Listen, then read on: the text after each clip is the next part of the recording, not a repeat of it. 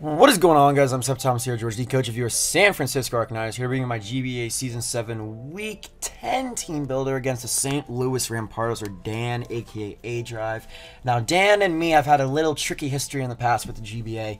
He beat me out for the championship in Season 5, and then I believe in Season 6, he beat me again. I think we played twice. I think I'm 1-2 versus Dan, so I don't have the best record for him. I find him very tricky to play sometimes, and he loves using his Victini extremely well, so that's always threatening.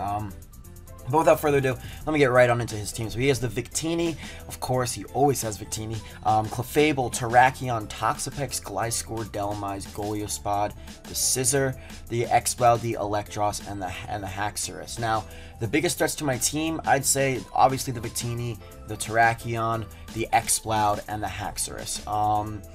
I don't see the Goliaspod coming, or the Delmise, really. Toxapex, most of my Pokemon deal with it very well. The Gliscor could come, potentially, to deal with my Garchomp. And the Clefable is obviously just going to come, because I feel like he brings it every week, just like with Victini and Terrakion. I feel like those three are just a staple on his team. But let's get right on to what I decided to bring. So I decided to run, I'm going to click out of this, a max attack, max speed 444. EV spread on my Garchomp with the Rocky Helmet, on the Earthquake, the Poison Jab, the Stealth Rocks, and the Dragon Claw. Stealth Rocks are very important against him because of his Victini, and Earthquake, obviously I have enough speed to outspeed Jolly Victini, and Poison Jab for the Clefable, Earthquake for like Toxapex and just stab. Then I have the Rocky Helmet because if he wants to be a banded Victini and fire up V creates or go for U-turns, he's going to be taking a lot of chip damage on that. And after a turn of Stealth Rocks and the Rocky Helmet plus the Rough Skin, he's already down by 50%. So it's the main reason for Rocky Helmet on this thing. Also, I can take Bullet Punches off of Scizor. Honestly, I feel like he'd bring a Choice Scarf Scizor versus my team if he were to bring one, just because the Mew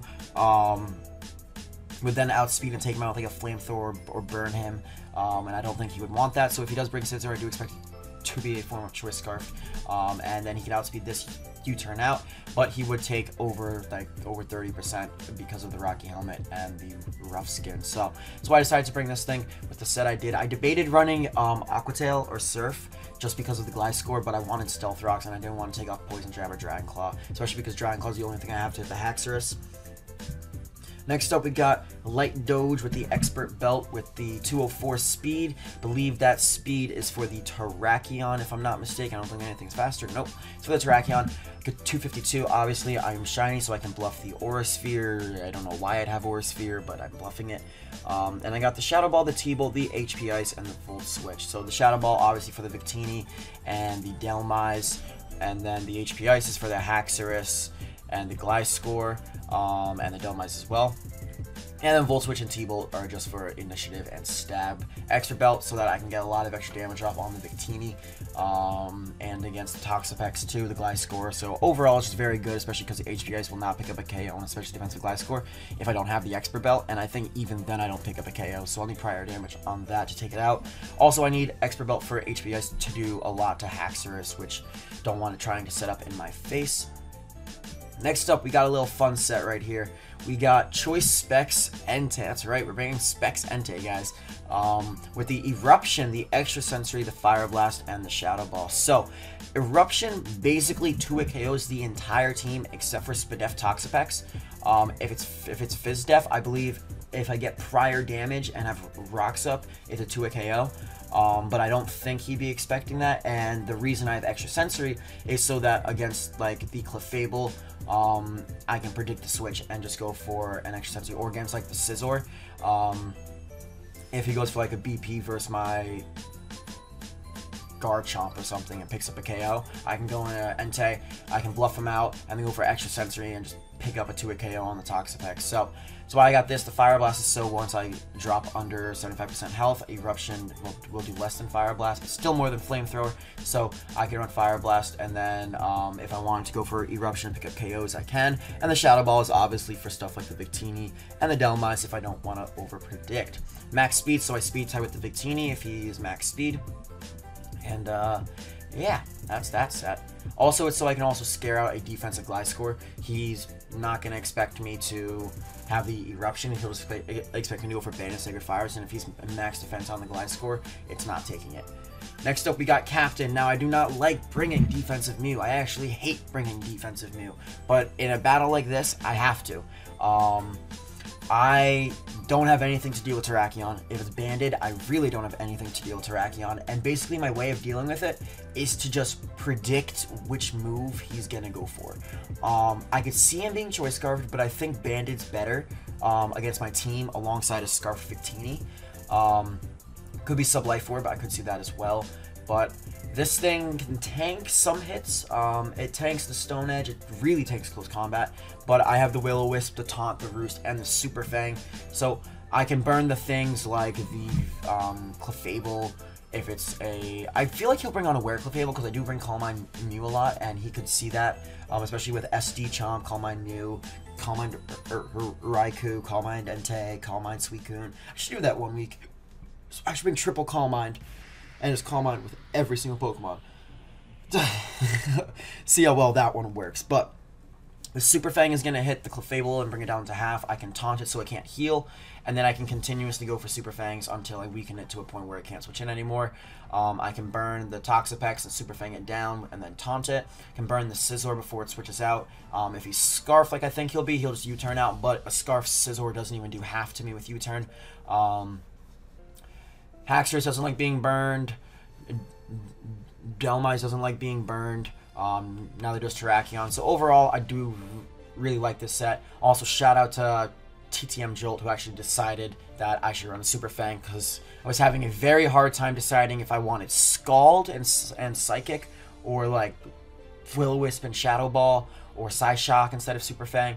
And he eventually just, he's like, George, why don't you try Super Fang against him? And I'm like, oh shit, Super Fang's really good actually. I don't use like Super Fang that much, but it really works well against his walls. So that's why I went with that on the Mew. And then next up we got Fist God, the Registeel. So if he brings the Exploud, which I think is a very big possibility, this is my designated counter. If he does not bring the Exploud, and he brings something like the Gliscor or the Toxapex, this thing actually deals with them pretty nicely. The only thing this thing has a hard time dealing with is if he close combats with Terrakion, if the Scizor has a superpower, if the Exploud has like Earthquake or something. The Haxorus can have Earthquake too, but it doesn't KO me, and I go for HP Ice, get a lot of damage off. This two it KOs Clefable, and if he's Magic Guard, I can go for a Charge Beam first, and then go for the Flash Cannon.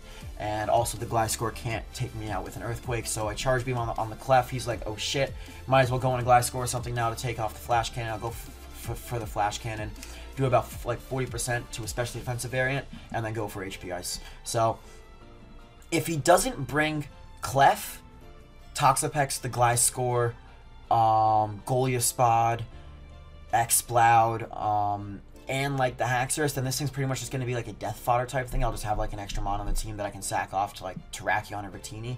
Because as soon as either of those Pokemon go down, this is just what this thing's job is just to die. And I hate to say that, but Registeel, your job is going to be probably just to die if the Exploud goes down.